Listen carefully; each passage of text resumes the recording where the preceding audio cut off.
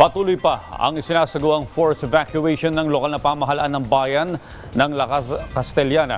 Ayon sa LGU ng bayan ng La Castellana, aabot sa 4,000 individual ang kanilang inilikas at pansamantalang naninirahan sa 8 evacuation center. Patuloy din ang kanilang koordinasyon sa Department of Social Welfare and Development para sa pagkain, tubig at iba pang mga pangangailangan ng mga apektadong kababayan. Nananatili pa rin ang Alert Level 2 sa Bulkang Canlaon.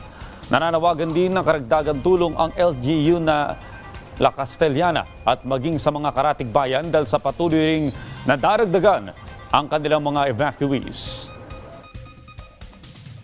So far, ongoing ang pag-evacuate natin, especially those areas within the 4-kilometer danger zone, which is it was already advised by the PHIVOLCS na pag alert level 2, dapat wala ng tao doon, dapat clear na. So yun ang inaayos natin. At of course, yung mga areas na maapektuhan po ng lahar. Nagtatrabaho pa rin sila sa gulayan, sa kung ano yung normal na way of life nila, which is na hindi nila nalalaman na yung sulfur na inihinga nila very detrimental to their lungs.